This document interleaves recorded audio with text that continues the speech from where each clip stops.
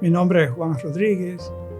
Lo primero que quiero decir es que estoy sorprendido de que alguien se interese de mi historia, una historia muy común. Nací en un campo de La Vega a finales de los años 50. Tuve una infancia muy feliz. Lo recuerdo como el tiempo más agradable de mi vida porque conté con el amor de mis padres, de mi madre y de manera especial de mi abuela. Recuerdo su amor como el amor más dulce que haya podido experimentar, el de mi abuela, que me quería con locura. Lo que recuerdo más de mi infancia es el amor por el río, pero por el río y por toda la naturaleza. El campo me ha agradado siempre y tengo solamente bellos recuerdos de esa época de mi infancia. Luego, como es natural, van pasando los años y tengo un punto de referencia cuando empecé a experimentar cambios en mi vida. Por ejemplo, recuerdo a los 10 años, cuando las elecciones del PRD, de Juan Bosch y Balaguer, después de la guerra del 65. Ya 9 años la guerra del 65 y 10 años cuando las primeras elecciones. Y recuerdo cómo me interesó. Y lo tengo como punto de referencia porque la política despertaba mucha pasión en mí. No sé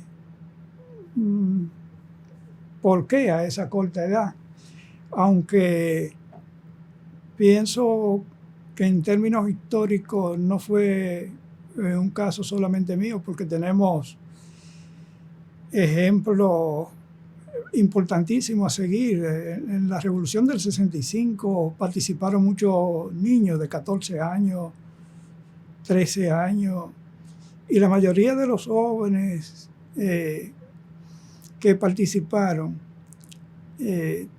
tenían una edad muy joven. No participé en la revolución porque lo que tenía eran 9 años, pero recuerdo los aviones P-50 pasando y cómo me emocionaba verlo. Y recuerdo que mis padres había sido militar y como un mes antes de la revolución salió, pero no participó. Pero aún teniendo 10 años, sí me interesó mucho cómo se desenvolvía la revolución. Había una especie de confusión en mí, porque que luego la fui definiendo al pasar el tiempo, porque había una propaganda que era lo que más se destacaba, una propaganda anti-yanqui, le decían. Y entonces yo oía esa influencia o esa propaganda y creaba en mí mucha confusión porque no estaba convencido, aún siendo niño, no estaba convencido de que tuvieran la razón, o que por lo menos si tenían razón, tuvieran toda la razón, válida la redundancia, porque por un lado estaba la propaganda, por un lado estaba la OEA, pero recuerdo que los Estados Unidos pusieron en práctica lo que llamaban la Alianza para el Progreso.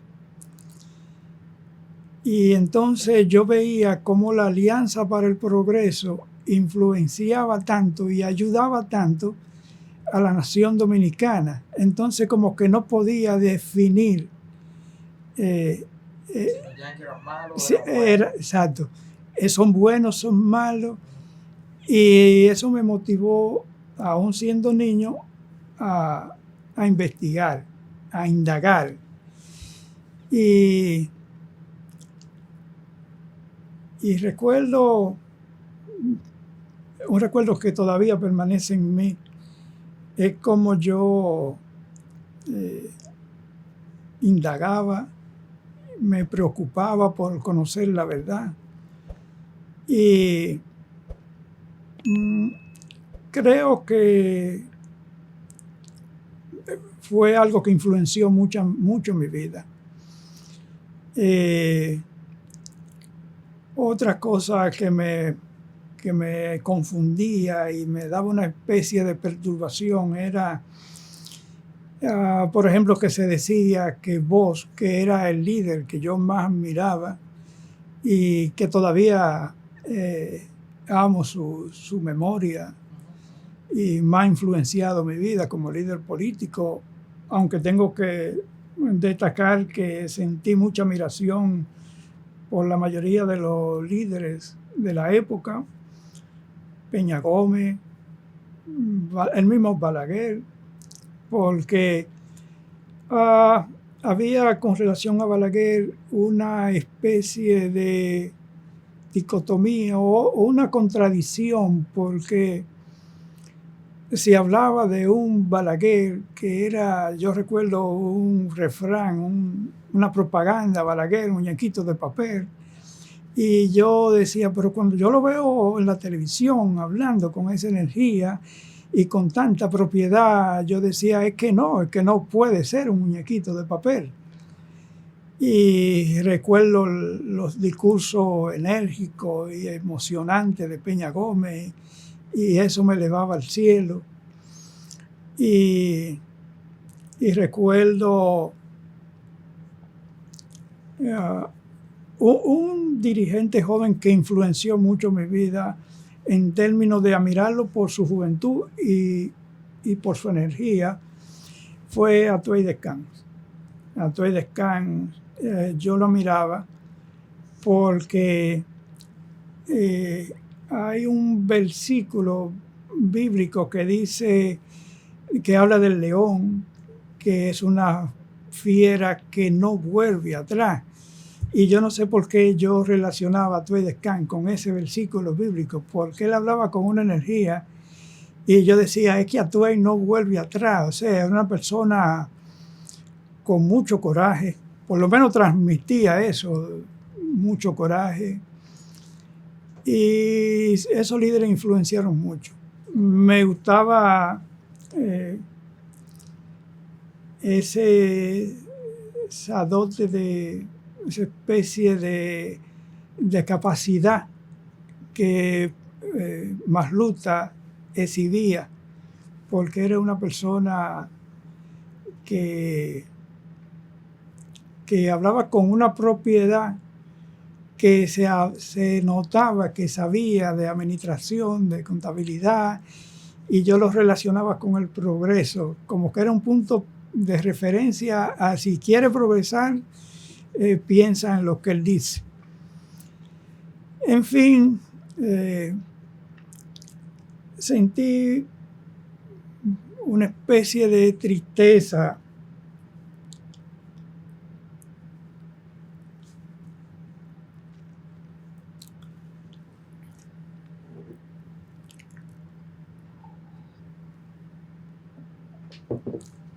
una especie de tristeza por algunos líderes que no entendían por qué tenían que pasar por lo que estaban pasando.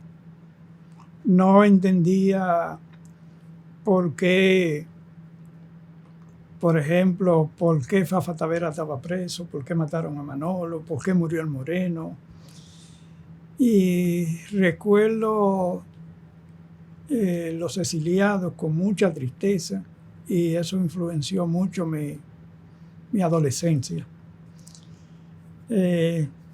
Luego,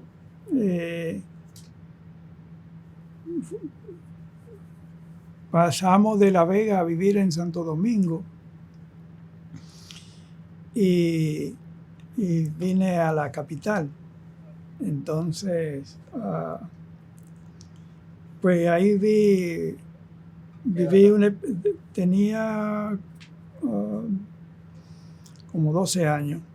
Pero mi primera etapa en Santo Domingo era un ir y venir del campo. O sea que no se puede decir que vivía 100% en la capital, ni 100% en el campo. Ahí entonces terminé lo que es el bachillerato, que nosotros decimos el bachillerato a lo que aquí es el high school. Y luego, como era una exigencia de la época, que tú tenías que ser o un técnico o ir a la universidad, pues decidí por ir a la universidad. Y estudié administración de empresas. Trabajé varios años en distintas posiciones con distintas empresas e hice una carrera en ese sentido. ¿Dónde Estudié en la Universidad Dominicana, OIM, me gradué, luego empecé a trabajar. ¿Cuál fue su primer trabajo? Mi primer trabajo Ya como profesional. como profesional fue en una firma de contador independiente. Luego fui a Editora Universal, a la posición de contador. Luego fui profesor en una institución que recuerdo con mucho cariño, Arte y Ciencia. Y seguí yendo de una empresa a otra. Me casé. Ya había conocido. Me casé, ya tenía mi novia, con la que, siendo estudiante, con la que me casé. A los 5 meses de conocerla, fue algo rápido. Y tuve 2 hijos, Juan Junior y Ariel Josué. Y ellos me dieron 2 nietas y 2 nietos. Y es de las cosas más dulces que yo he experimentado en la vida. Aparte del amor de mi abuela, lo más dulce que experimenté es el amor de los nietos. ¿Cómo dice el amor de la abuela? ¿El amor? El amor de la abuela, ¿por qué? Los abuelos, ahora que yo soy abuelo, entiendo a mi abuela. Y yo he llegado a la conclusión de que cuando tú tienes los hijos, quizás recién casados, trabajando, por el ajetreo de la vida, tú le das poco tiempo y eso te va creando como un remordimiento que se queda contigo. Y a veces yo me acuesto tranquilizando mis remordimientos porque el trabajaba de 8 a 5 de la tarde y a las 5 de la tarde salía y empezaba a trabajar como profesor de noche en Arte y Ciencia, y entonces llegaba cansado a la casa y para el sábado siempre había que hacer, y el tiempo que se afectaba era el tiempo de los niños. Y aunque íbamos a la iglesia todos los domingos juntos y pasábamos el domingo juntos en la iglesia, porque yo soy cristiano, evangélico, creo en Jesucristo, creo en el reino de los cielos,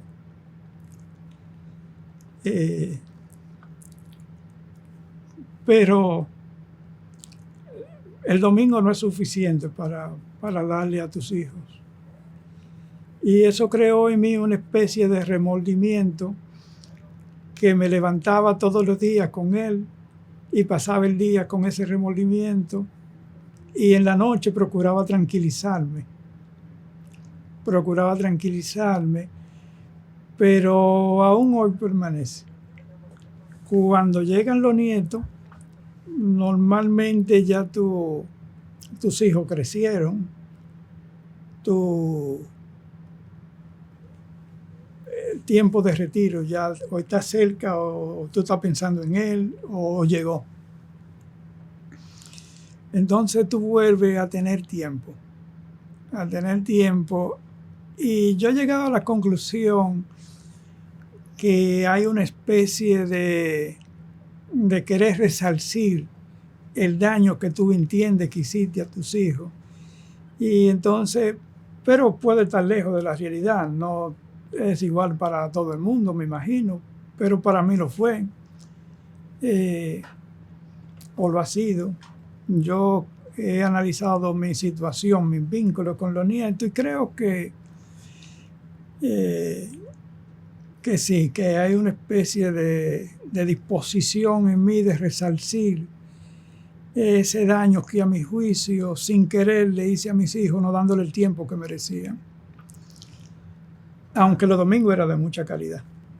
Conocí a mi esposa un día que iba por una calle y ella estaba con un grupo de amigas, hermanas de la iglesia, invitando a todo el que pasaba por ahí a que fueran a la iglesia. Y entonces, desde ese día surgió una química, como dicen. Bueno, finalmente entablamos una relación ese día de amistad, luego de novio, y el día menos pensado, a los 5 meses nos casamos. Vinieron los hijos, vino el trabajo. ¿Cómo toma la familia esa parte? No vieron bien que me casara a los 5 meses. No, fue una crítica, sí, una época diferente y fue una crítica que permaneció por 40 años, porque duramos 40 años de casado hasta que finalmente ella falleció y quedé viudo. Dominicano, ahí usted conoce, hace el primer encuentro con Dios.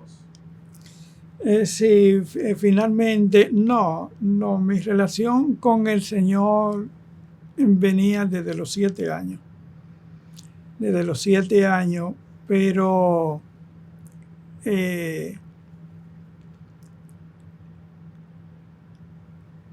resultó que por esa influencia en mi vida de todo lo que era lo social, lo político y cómo me afectaba, no fui militante en la iglesia hasta los 22 años, hasta el día de hoy. ¿Cuándo toma y por qué la decisión de decir, ok, me voy de República Dominicana? Bueno, decidí mudarme de Santo Domingo por distintas razones. Aunque ya yo estaba en una edad en que entendía mejor la historia dominicana, incluso tenía una idea bien clara del doctor Balaguer. No fui nunca reformista, no fui nunca miembro de su partido, pero llegué a entenderlo, llegué a entender su carácter, su capacidad como estadista, como poeta, e incluso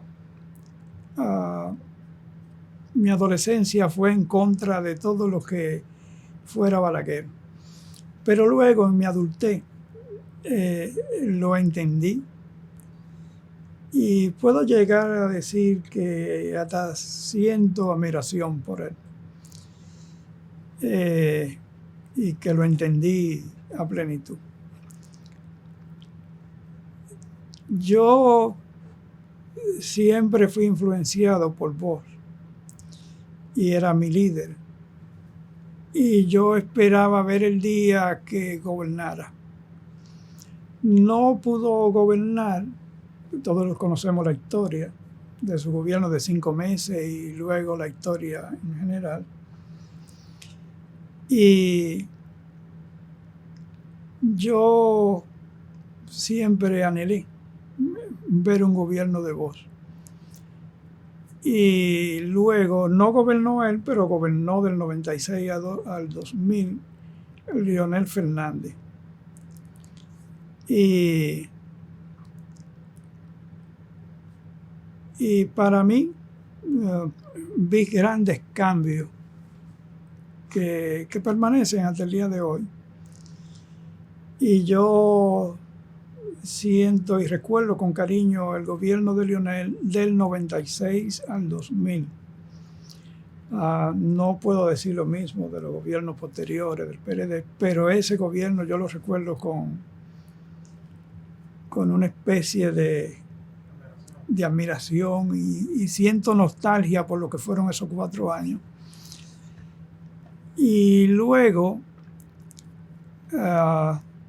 aunque siempre sentía respeto por el PRD, por Peña Gómez, por Atuey, por Masluta y por el mismo Hipólito Mejía, eran nuestros líderes, eran la gente que uno seguía de una manera u otra.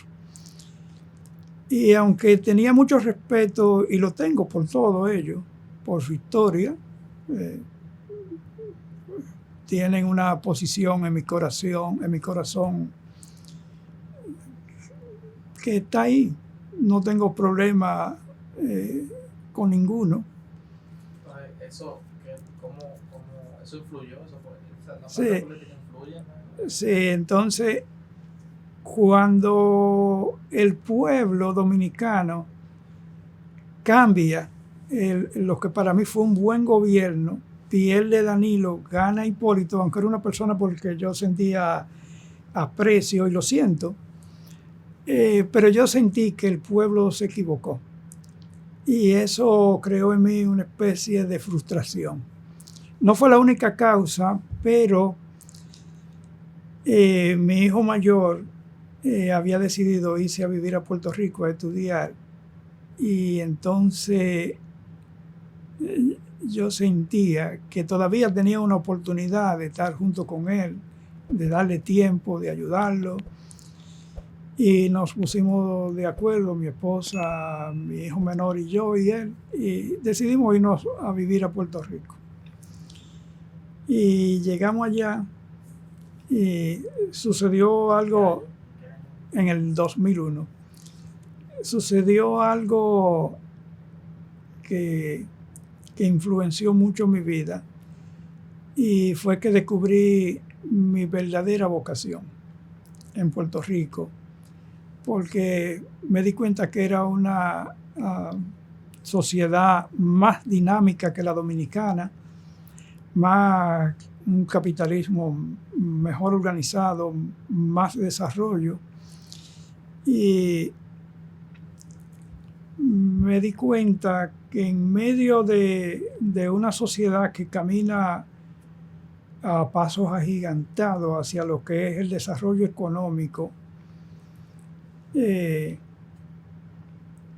creó en mí también una especie como de confusión de si solamente pesos y centavos es lo que necesita el ser humano o hay otras cosas que se pueden hacer. Y me di cuenta que la sociedad en términos general tiene mucha violencia. Y creó en mí un interés por ver qué se puede hacer para resolver este problema de la violencia. Y miré en el periódico o en un folleto, no recuerdo, un anuncio del Colegio Universitario de Mediación de Aguadilla de preparar personas para la mediación de conflictos. Y llamo y pregunto qué es la mediación de conflictos y me explican y yo digo, pues para eso yo nací. Y decidí a estudiar con ellos. Estudié, me gradué de mediador de conflictos. En Puerto Rico tú tienes que tener la autorización del Tribunal Supremo para poder ejercer. La conseguí. Y me dediqué básicamente a eso. Ya. También descubrí una pasión que tengo desde niño por el arte. Y por coincidencia de la vida, veo que la Universidad de Puerto Rico, la universidad pública, que da unos cursos de educación continuada, estaba dando un curso sobre cómo organizar una exposición de arte plástica. Y entonces, pues dije, déjame experimentar en esto, en qué consiste, porque el arte me apasiona a un nivel que yo mismo no lo puedo entender, por qué me gusta tanto. Y entonces voy, estudio en la universidad, hago el curso, tomo el entrenamiento y me dedico a organizar exposiciones de arte, que lo he hecho en los últimos 22 años. Lo hice en Puerto Rico, luego cuando vine a Nueva York, también he estado haciendo lo mismo. En Nueva York no puedo ejercer como mediador de conflicto, pero siempre que se quiere, se puede. Si tú quieres servir y si el ánimo tuyo es de servir, siempre aparecerá una oportunidad.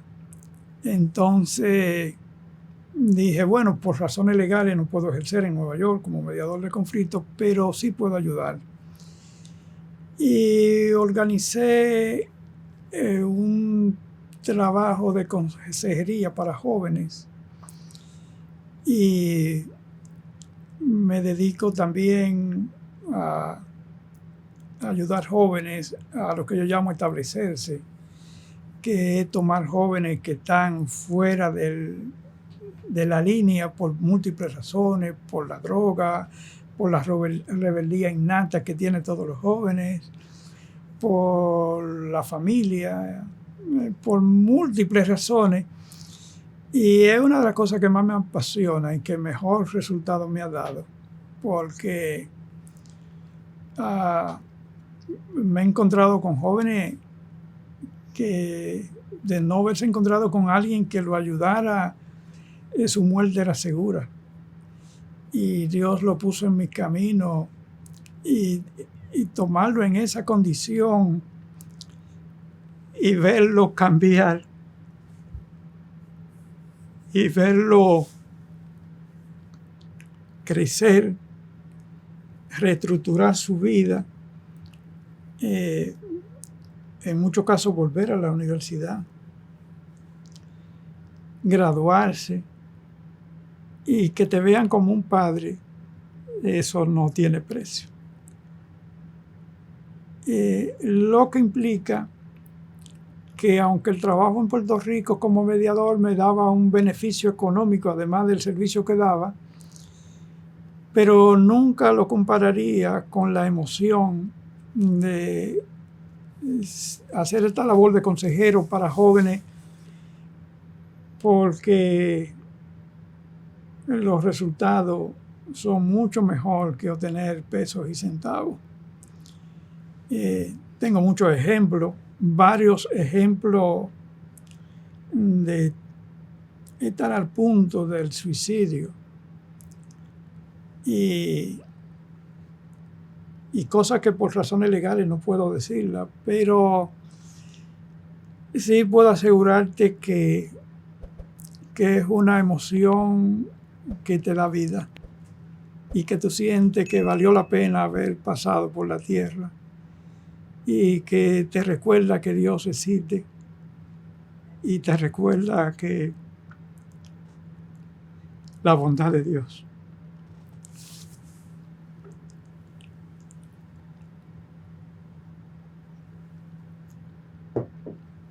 Luego he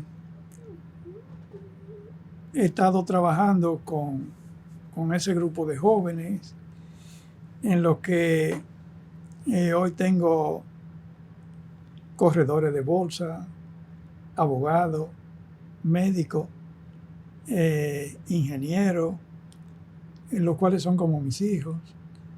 Y aunque a veces estoy durmiendo en la madrugada y me llaman porque creen que tienen el derecho de despertarme y yo se lo he concedido, es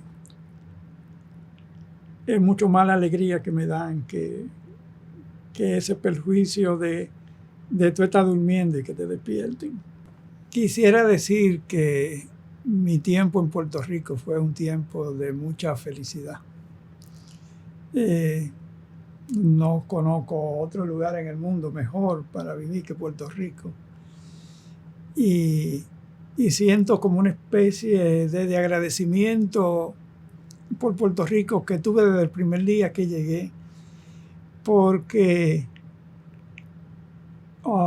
siempre cuando llegué oía que hay discriminación contra los dominicanos, que hay discriminación, y ese tema me interesó.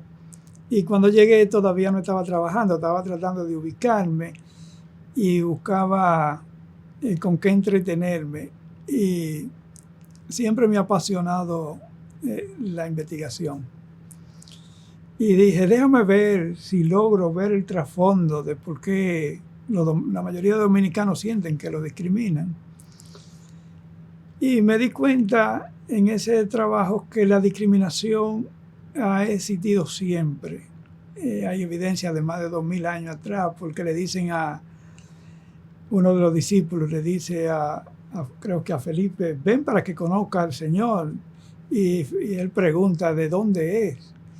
Y él dice, de Nazaret. Y él le contesta, y de Nazaret puede salir algo bueno. O sea que hay una evidencia bíblica de que los que no eran de Nazaret discriminaban contra los de Nazaret. Y discriminó contra el Dios hecho hombre. Y si discriminaron contra el Dios hecho hombre, ¿quién soy yo para que no discriminen contra mí? Y lo primero que descubrí es que la discriminación es tan vieja que se ha hecho parte del ser humano, parte de la sociedad mundial. Aquí mismo en Estados Unidos se habla del caballero sureño, como que los que son del sur son los más íntegros, los más serios, y como que si en el norte no existiera tal cosa. O sea, la discriminación ha estado siempre con nosotros. Y luego me dio mucha alegría descubrir que los puertorriqueños y los dominicanos siempre peleando, siempre unidos, siempre amándose, y que el pueblo puertorriqueño ha sido enormemente solidario con el pueblo dominicano. Y me atrevo a decir que viceversa, citando a un exgobernador que en su toma de posesión hizo referencia mientras saludaba al presidente Leonel Fernández, que fue a la toma de posesión del licenciado Padilla. Y el mismo licenciado Padilla hizo referencia a un dato histórico de cuando los puertorriqueños iban a Santo Domingo. O sea, siempre hemos estado unidos. Otra cosa que descubrí, que hay muchas familias que llegaron de España, unos cogieron para Cuba, para Santo Domingo, y otros para Puerto Rico, y están en las tres islas, y son primos hermanos. O sea que siempre hemos estado unidos. Y que el pleito por la discriminación, sí es verdad que existe, que no la estoy afirmando, pero porque no quiero destacar eso, pero sí es verdad que existe, no es más que pleito de familia. O sea, que siempre. Entonces, bueno, Puerto Rico para mí es algo especial. Luego transcursa el tiempo y mi hijo menor se gradúa de arquitecto y un día me dice, papi, quisiera experimentar el estrés neoyorquino. Quiero irme a Nueva York a ver si consigo trabajo allá. Y decide venir a Nueva York. Luego, el día menos pensado, me dice que se va a casar con su novia de infancia, Yaciris Reyes, la esposa de Ariel Josué. Me avisa Ariel que se va a casar con su novia de infancia, la cual se había ido a estudiar a España y estaba trabajando como médico en Barcelona, y de buenas a primeras ya no eran novios y retoman la cosa donde la dejaron y se casan y vienen a vivir a Nueva York. Pasaron un par de años y nació la primera nieta y fueron a llevármela a Puerto Rico, y en una ocasión me llama Ariel y me dice que nació Sebastián y que como él me hubiera llevado a Delanie a Puerto Rico, él quería que yo viniera a Nueva York a conocer a Sebastián. Que dicho sea de paso, le pusieron Sebastián, pero el nombre que le iban a poner, que Ariel había decidido ponerle, era Juan. Y entonces yo le pedí que por favor no le pusiera Juan, porque los Juan somos muy,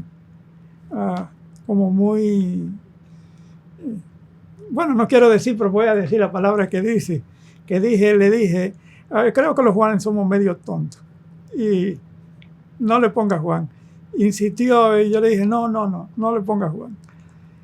Cosa que me enorgullecía como padre que llevara mi nombre, pero estaba convencido de que los Juanes somos tontos. Entonces, me digo, sí, voy a ir por 2 días, voy a ir un día para llegar, un día para estar con el nieto y al tercer día regreso. Mi esposa había venido una semana antes y entonces mi hijo me dijo, no papi, tú no me puedes hacer eso, yo quiero que tú pases 15 días con nosotros.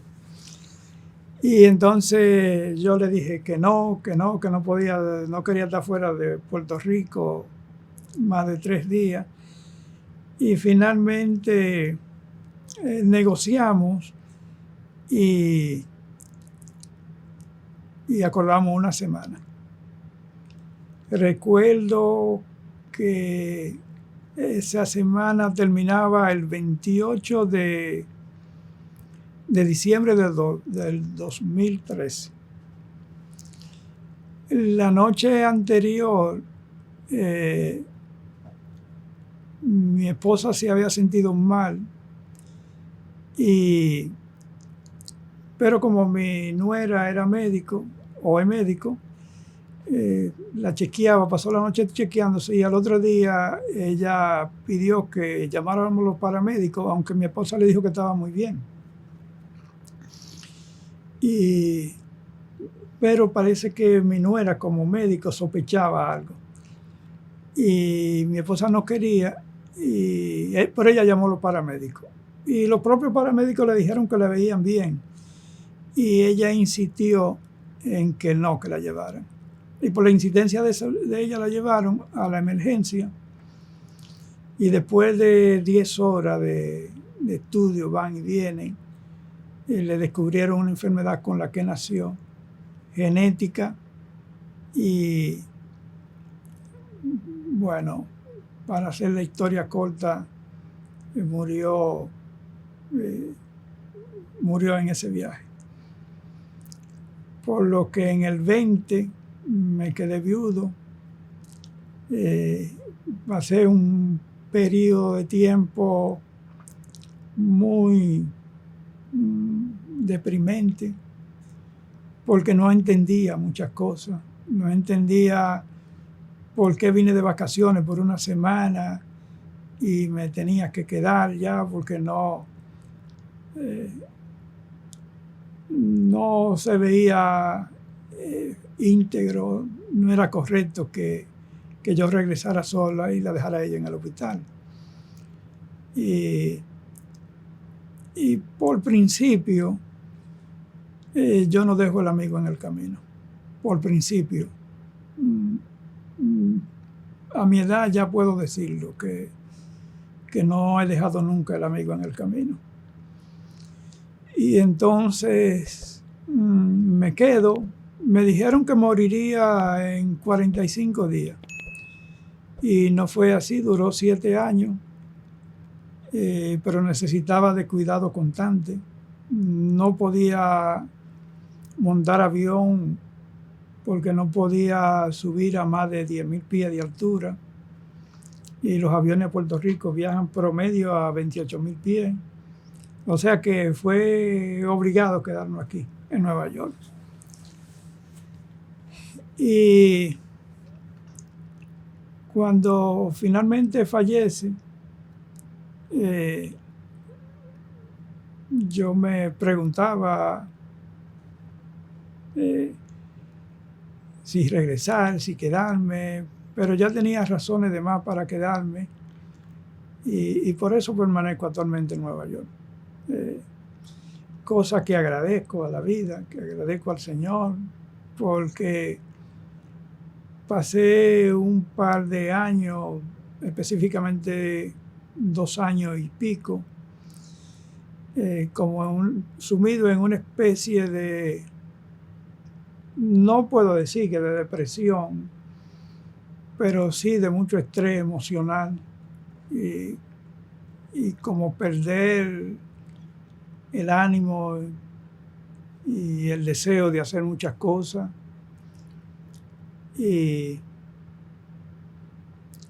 Pero como suelo decir, y aprovecho para decírselo a mis jóvenes, aquellos con los que trabajo, los vientos no siempre soplan del mismo lugar. De repente, el día que menos me lo imaginé, recuerdo que si tú me hubieras preguntado en la mañana si yo volvería a casarme, te hubiera dicho, si tú agarras la luna con la mano, así yo consideraría volver a casarme. Eso sería, si tú me lo preguntabas, a las 10 de la mañana, pero a las 11 de la mañana, no sé por qué, no sé cómo fue, pero conocí a Nancy y dio una especie de alegría a mi vida conocerla, una especie de, como de, después de un otoño y un invierno doloroso, como sin darnos cuenta, la primavera volvió. Y ese día me di cuenta que los vientos cambiaron, que se fue la depresión, que se fue el cansancio, que se fue el hacerme tantas preguntas y empezar de nuevo, empezar de cero. Y me di cuenta que siempre hay una oportunidad. Siempre hay una oportunidad. La primavera siempre llegará. Y me doy cuenta que una de las cosas que tenemos que aprender es a ver la vida. Nos concentramos mucho en lo que pasó. Uno suele estar pensando, ¿por qué esto? ¿Por qué lo otro? ¿Que si me pasó esto? ¿Que si me pasó lo otro? Los padres, los hijos tienen problemas con los padres por eso, estar evaluando, que mi papá me hizo esto, me hizo lo otro. Y a veces todos caemos en esa trampa. Y cuando Nancy llegó a mi vida me di cuenta que siempre hay una oportunidad para mirar al frente, que no importa cuán duro sea el otoño triste, porque el otoño siempre es gris, y aunque el invierno es más blanco que gris, siempre deprime a uno, o nos deprime a la mayoría de la gente, aunque uso el término depresión de manera simple, porque a una depresión como tal nunca he llegado, sino una especie de tristeza que te pone muy sensible. Pero con Nancy aprendí que la primavera siempre llega. A mi nieto le diría que procuren temprano darle importancia al presente. Lo que tú haces hoy determina lo que tú serás mañana. Que cuiden el presente, que vivan la vida con mucho cuidado, que los momentos difíciles siempre llegarán, que los vientos siempre cambiarán, que en cada ser humano, en cada hombre, por difícil que sea, una Nancy llegará. O sea, así como llegó a mi vida, llegará a la vida de ellos, de cualquier joven, que miren la vida con esperanza. Pero sobre todo, para que construyan un mundo mejor, que procuren ayudar a los que vienen atrás. Que tengan presente el que viene atrás. Porque te guste o no te guste, tú envejeces, tú te vas. Y los que vienen atrás son los que quedan. Y si tú tienes esperanza, si tienes el valor de ver la importancia de construir un mundo cada día mejor, piensa siempre en los que están llegando hoy. Eso es lo que me gustaría que mis nietos tomaran siempre en cuenta. Y los jóvenes con los que trabajo. Mi nombre es Juan Rodríguez. Nací en la segunda mitad del 1950. Soy de un campo de La Vega, República Dominicana. Mi vida ha girado entre Santo Domingo, República Dominicana, Puerto Rico y Nueva York. Esta es mi historia.